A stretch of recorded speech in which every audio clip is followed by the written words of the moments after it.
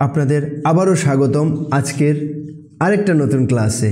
আজকে আমরা ডিসকাশন করতে যাচ্ছি ফিসক্যাল পলিসি নিয়ে, যেখানে আমরা introduction, objective, revenue, tax reforms এরকম বিভিন্ন জিনিস নিয়ে কথা বলবো। একটু হতে পারে ভিডিওটা একটু স্লাইড বড় হতে পারে, but I would request you to stick up to the end so that you get the most out of it, and I assure you that I will give as much information as possible so that it would be very much helpful for you in your examination. চলুন আমরা directly এখন শুরু করি।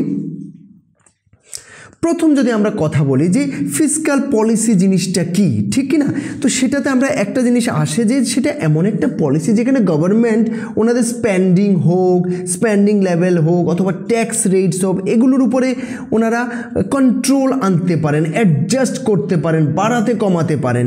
শুধু তাই নয়, এই জিনিসটা কিন্তু ন্যাশনের যে ইকোনমি আছে, আমাদের যে ইন্ডিয়ার ইকোনমি আছে, সেটাতেও কিন্তু প্রচণ্ড পরিমাণে আসার ফেলে। ওকে, আরেকটা ইম্পর্টেন্ট কথা বলছি যে এটা এমন একটা ফ্রেমওয়ার্ক যেটা দিয়ে মানে রেভিনিউ জেনারেশন হোক অথবা এক্সপেন্ডিচার রিলেটেড হোক, রেভিনিউ জেনারেশন মানে মোস্টলি কিন্তু প্রাইমারিলি থ্রু ট্যাক্সেস হয়, আর যেটা ইনকার যখন এক্সপেন্ডিচারের কথা বলছে সেটা কিন্তু পাবলিক এক্সপেন্ডিচার বেশি হয়, সে রিলেটেড ওভারঅল যে একটা ফ্রেমওয়ার্ক সেটা কিন্তু ফিসক্যাল পলিসিতে হচ্ছে। ঠিক আছে, তো ফিসক্যাল পলিসির একটা উদাহরণের মতো আমি বলতে পারি যে আমরা যে বাজেট বানাই সেটাই আপনি বলতে পারেন ফিসক্যাল পলিসি তো অনেক বড়, সেটার মধ্যে একটা ইম্পর্টেন্ট জিনিস যেটা আমরা সবসময় দেখতে পাই সেটা হচ্ছে বাজেট। ওকে, সেখানে বিভিন্ন রকমের জিনিসের পার্ট চলে আসে সেখানে, ইজন্ট ইট? আচ্ছা, যদি আমরা অবজেক্টিভ নিয়ে কথা বলি, ঠিক আছে, অবজেক্টিভ নিয়ে আমরা কথা বলি, তাহলে একটা জিনিস দেখব আমরা, ঠিক আছে, অবজেক্টিভ নিয়ে যখন কথা বলবো, জাস্ট 1 সেকেন্ড। ওকে, অবজেক্টিভ নিয়ে যখন আমরা কথা বলবো তখন আমরা একটা ইম্পর্টেন্ট জিনিস দেখব, সেটা হচ্ছে যে এই যে এটাতে কি হবে, economic growth as well as development যেটা হবে সেটাতে কিন্তু এই যে ফিসক্যাল পলিসি আছে সেটা হিউজ পরিমাণে কিন্তু আসার ফেলে। ঠিক আছে, এটা হচ্ছে একটা ইম্পর্টেন্ট পয়েন্ট। আরেকটা হচ্ছে যে রিসোর্সেস যেগুলো রেজ করা হবে সেগুলোর জন্য যাতে মানে এডিশনাল বার্ডেন না চলে আসে আমাদের কমন পিপলের উপর, সেটার উপরে কিন্তু ধ্যান রাখতে হবে। ঠিক আছে, এরপর যদি আমরা নেক্সট চলে আসি, ওকে, ইনফ্লেশন অথবা প্রাইস স্টেবিলাইজেশন, এটার উপরেও কিন্তু কাজ করার জন্য ফিসক্যাল পলিসির অনেক বড় হাত আছে। ওকে, ইভেন এমপ্লয়মেন্ট যাতে বেশির থেকে বেশি জেনারেট করা যায়। কিভাবে জেনারেট করা যাবে এমপ্লয়মেন্ট? যে কাজগুলো করা হচ্ছে সেখানে যাতে ক্যাপিটাল এক্সপেন্ডিচার বাড়িয়ে যেগুলো ইনডাইরেক্টলি কাকে হেল্প করবে, যাতে করে ইনডাইরেক্টলি সেটা হেল্প করতে পারে এই যে এমপ্লয়মেন্ট জেনারেশনে, সেটার প্রতিও কিন্তু হিউজ পরিমাণে ধ্যান দেওয়া হবে। ঠিক আছে, আরেকটা হচ্ছে এক্সপোর্ট যাতে বাড়ানো হয়, এক্সপোর্টের জন্য বিভিন্ন ধরনের ট্যাক্স হলিডেজ অথবা সাবসিডিজ, বিভিন্ন ধরনের জিনিস দিয়ে যাতে মানে এক্সপোর্ট বাড়ানো হয়, সেটার উপর যাতে কাজ করা যায়, সেটার উপরেও মানে এই ফিসক্যাল পলিসি হিউজ পরিমাণে হেল্প করে। আরেকটা যদি আমরা কথা বলি যে ফিসক্যাল পলিসির কম্পোনেন্টসগুলো কী হয়, একটা হচ্ছে গভর্নমেন্ট রিসিভ করতে হবে কিছু না কিছু রেভিনিউ, তো সেটা একটা ইম্পর্ট্যান্ট কম্পোনেন্ট। আরেকটা হচ্ছে গভর্নমেন্টের এক্সপেন্ডিচারটাও কিন্তু একটা important component of fiscal policy. আরেকটা হচ্ছে পাবলিক ডেপ্ট। তো যখন পাবলিক ডেপ্টের কথা বলছি সেখানে কিন্তু ইনডাইরেক্টলি সেটা কিছুটা এক্সপেন্ডিচার টাইপেরই জিনিসটা হয়ে যাচ্ছে। ওকে, এবার আমরা যদি গভর্নমেন্ট এক্সপেন্ডিচারে ডাইরেক্টলি কথা বলি, একটা আসছে হচ্ছে রেভিনিউ এক্সপেন্ডিচার, আর একটা হচ্ছে ক্যাপিটাল এক্সপেন্ডিচার। এখন রেভিনিউ এক্সপেন্ডিচার যখন আমরা কথা বলছি, ওকে, রেভিনিউ এক্সপেন্ডিচার কিন্তু আপনার বলতে পারেন যে আমরা যখন কর্পোরেট ভাষায় বলি, সে রেভিনিউ এক্সপেন্ডিচার মানে আমরা অনেক সময় বলি অপারেশনাল এক্সপেন্ডিচার, ওপেক্স বলি। ওকে, তো সে ধরনের এক্সপেন্ডিচারগুলো, তো এই অপারেশনাল এক্সপেন্ডিচার মানে ডে টু ডে কি এক্সপেন্ডিচার হচ্ছে সেটা হচ্ছে অপারেশনাল এক্সপেন্ডিচার। ওকে, আর ক্যাপিটাল এক্সপেন্ডিচার মানে হলো লং টার্ম, বড় ধরনের এক্সপেন্ডিচার, যেটাতে কোনো না কোনো একটা ক্যাপিটাল হয়ে যাবে, একটা অ্যাসেটও ক্রিয়েট হয়ে যাবে, সেই ধরনের এক্সপেন্ডিচারগুলো বিশেষত হয়। আচ্ছা, এবার আমরা যদি রেভিনিউ এক্সপেন্ডিচারের কথা বলি, যেগুলো একটু রিকারিং টাইপের হয়, বারবার হয়, মান্থলি হয়। For example salary, government central গভর্নমেন্টের যে স্যালারিটা হয় সেটাও তো একটা রিকারিং এক্সপেন্ডিচার। ডিফেন্সের বিভিন্ন স্যালারি রিকারিং এক্সপেন্ডিচার হয়। ওকে, এরপর ইন্টারেস্ট পেমেন্ট রিলেটেড যেগুলো হয় সেগুলো রিকারিং এক্সপেন্ডিচার হয়। আর যদি আমরা ক্যাপিটাল এক্সপেন্ডিচারের কথা বলি সেটা কিছুটা নন রেকারিং টাইপের। ওকে, সেখানে হতে পারে লোন নেওয়া হয়েছে, লোনের রিপেমেন্ট হোক, অথবা পাবলিক থেকে এন্টারপ্রাইজ থেকে লোন নেওয়া রিলেটেড কিছু না কিছু এই ধরনের হতে পারে। এবার আমরা যদি রেভিনিউ রিসিপ্ট নিয়ে কথা বলি, ঠিক আছে, তো রেভিনিউ রিসিপ্টটা কিছুটা শর্ট টাইম টাইপের আর রেগুলারলি পাওয়া টাইপের রেভিনিউ রিসিপ্টস হয়। ওকে, তো এবার এটার মধ্যে আমরা যদি কথা বলি কিছুটা ট্যাক্স রেভিনিউ হতে পারে, আবার নন ট্যাক্স রেভিনিউ হতে পারে।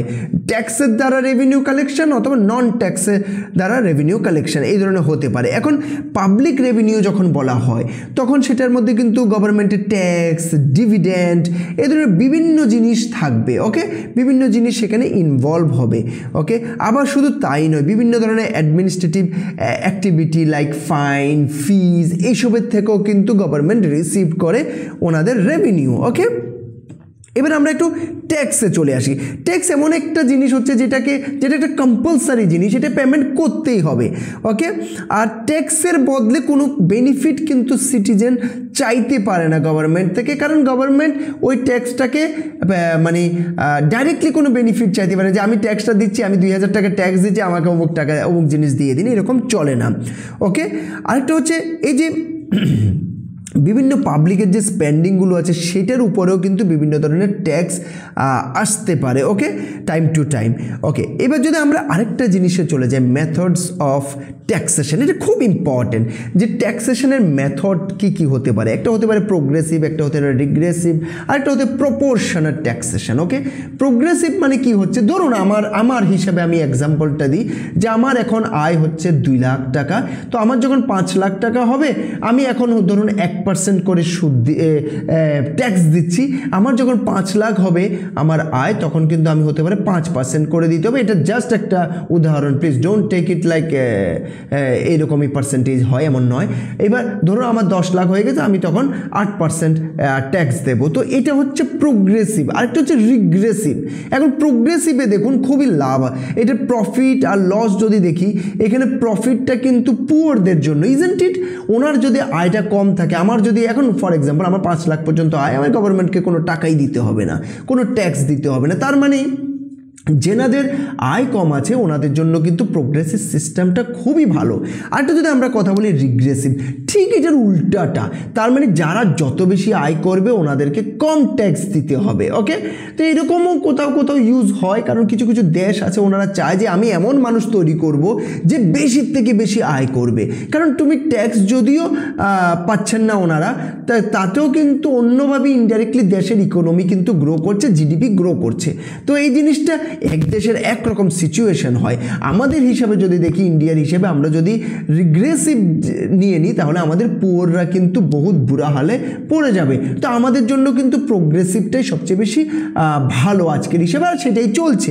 আর যদি প্রপোর্শনাল বলি, কি হতে পারে যে একটা জেনারেল এরকম টাইপের ট্যাক্স হবে, সেটা তুমি যেমনই হবে তোমার এত পার্সেন্ট ট্যাক্স হবে। তো সেটা একটা প্রপোর্শনাল ট্যাক্সেশন সিস্টেম হয়। এবার আমরা যদি ট্যাক্স রিফর্ম সম্বন্ধে কথা বলি, ডাইরেক্ট ট্যাক্স, আচ্ছা আগে একবার আমি বলে দিই ডাইরেক্ট ট্যাক্স, ইনডাইরেক্ট ট্যাক্স এই জিনিসগুলো কী হয়। এর মাঝখানে প্লিজ আমার রিকোয়েস্ট হচ্ছে যদি সাবস্ক্রাইব করে না থাকেন সাবস্ক্রাইব করে নেবেন, ভালো লাগলে লাইক করবেন, কমেন্ট করবেন, বন্ধুদের সঙ্গে শেয়ার করবেন। লিঙ্কে গিয়ে আমাদের যে ডেসক্রিপশন আছে সেখানে গিয়ে আপনি আমাদের হোয়াটসঅ্যাপ গ্রুপ, টেলিগ্রাম গ্রুপ এইসবে জয়েন করতে পারেন। আর আমাদের যে আখাউড়াস্থিত যে কোচিং সেন্টার আছে সেখানে অবশ্যই আপনারা আসতে পারেন। অনলাইন, অফলাইন, রেকর্ডেড সব ধরনের ক্লাসের সুবিধা আছে। আপনারা ডেমো দেখুন, স্টাডি মেটেরিয়াল ডেমো দেখুন, সব কিছু দেখুন, দেখে ডিসিশন নিন। ওকে, আমরা TET, TPSC, TCS, TPS, SSC, অন্যান্য যত ধরনের এই রিলেটেড এক্সামিনেশন আছে সব কিছুর জন্য আমরা প্রিপারেশন দিই। আমরা যদি ডাইরেক্ট ট্যাক্স আর ইনডাইরেক্ট ট্যাক্সের কথা বলি, ডাইরেক্ট ট্যাক্স হচ্ছে আপনি বলতে পারেন আপনার ইনকামের উপর অথবা আপনার প্রফিটের উপর আপনি ট্যাক্স দিচ্ছেন, সেটাকে ডাইরেক্ট ট্যাক্স বলা হচ্ছে। ইনডাইরেক্ট ট্যাক্স হচ্ছে ধরুন আপনি কোনো কিছু কিনছেন, আপনি জিএসটি দিচ্ছেন, সেটাকে কি বলবেন? ইনডাইরেক্ট ট্যাক্স বলবেন। এই জিনিসটা আমি সিম্পলি একটু বুঝিয়ে দিচ্ছি আর কি। আরেকটা হচ্ছে ট্যাক্স রিফর্ম। কি ট্যাক্স রিফর্ম ইন্ডিয়াতে ইম্পর্টেন্ট ট্যাক্স রিফর্ম এসছে, কয়েকটা সম্বন্ধে আমরা কথা বলবো। একটা হচ্ছে ডাইরেক্ট ট্যাক্স কোড, সেটা কখনের, সেটা যদি ইনকাম ট্যাক্স অ্যাক্ট 1961 তখনের হিসাবে, ওকে, তখন 1960s যেই ধরনের সিচুয়েশন ছিল সেই হিসাবে এগুলো বানানো হয়েছে।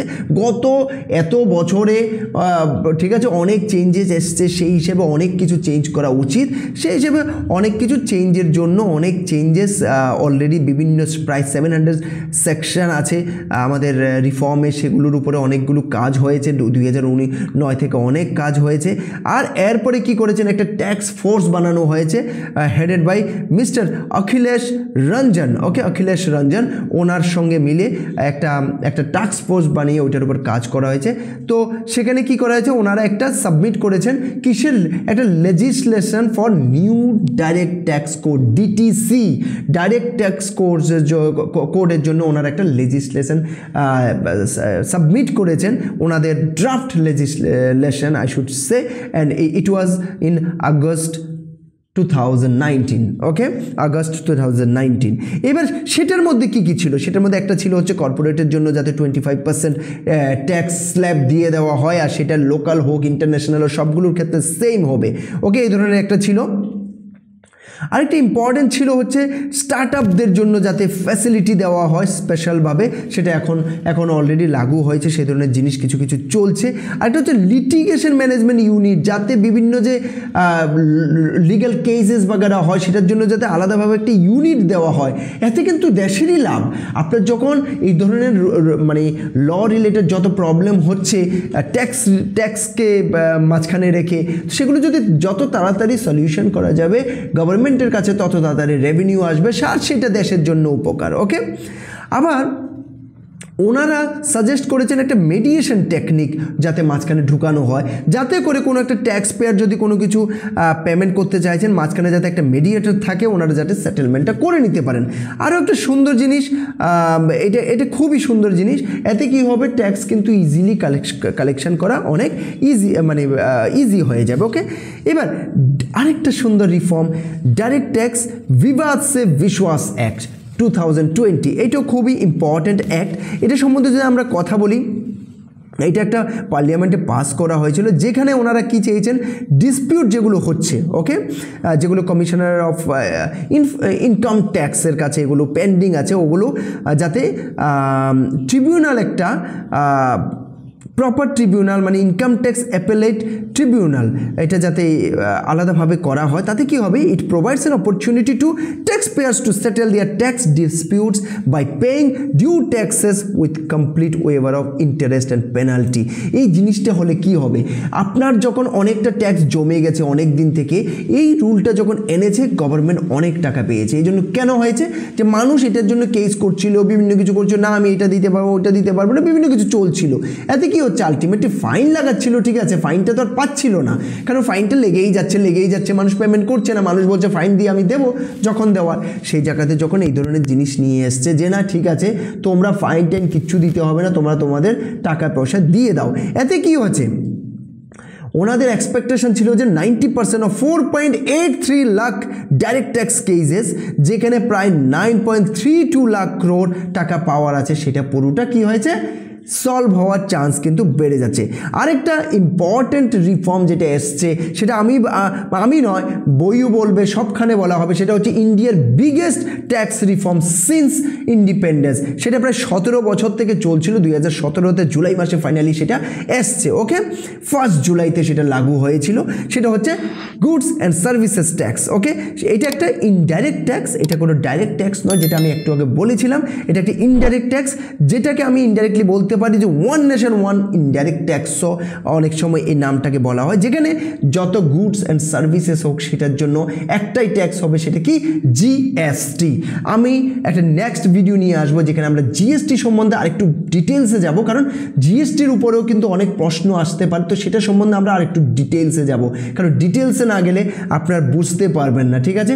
ভিডিওটা চেষ্টা করেছি কম টাইমের ভেতরে বেশির থেকে বেশি ইনফরমেশন দেওয়ার, আশা করি আপনাদের জন্য এই ইনফরমেশনগুলো খুবই কাজের হবে আর পরীক্ষার জন্য খুবই ভালো হবে। আমরা এমসিকিউ নিয়ে আসছি ফিসক্যাল পলিসির উপর, 6 শিডিউলের উপর, টিটিআইডিসির বিভিন্ন কিছুর উপর, ত্রিপুরা জিকের উপর, কারেন্ট অ্যাফেয়ার্সের উপর আরও ক্লাসেস আসছে। ইংলিশের উপর, হিস্ট্রির উপর, জিওগ্রাফির উপর আমরা কন্টিনিউয়াসলি ক্লাসেস নিয়ে আসবো। আপনার সঙ্গে থাকবেন, ভালো লাগলে লাইক করবেন, কমেন্ট করবেন, বন্ধুদের সঙ্গে শেয়ার করবেন, আর আমাদের হোয়াটসঅ্যাপ গ্রুপ, টেলিগ্রাম গ্রুপ এগুলো জয়েন করতে একদম ভুলবেন না, ডেসক্রিপশনে সব কিছু দেওয়া আছে। আর আমাদের কোচিং সেন্টারে অবশ্যই ভিজিট করবেন আর জানবেন আমাদের সার্ভিসেস সম্বন্ধে, দেখবেন আমাদের সার্ভিসেস, এরপর আপনার ফিউচারের কোনো কাজে যদি আমরা লাগতে পারি, would be happy to do that. And thank you very much for watching this video.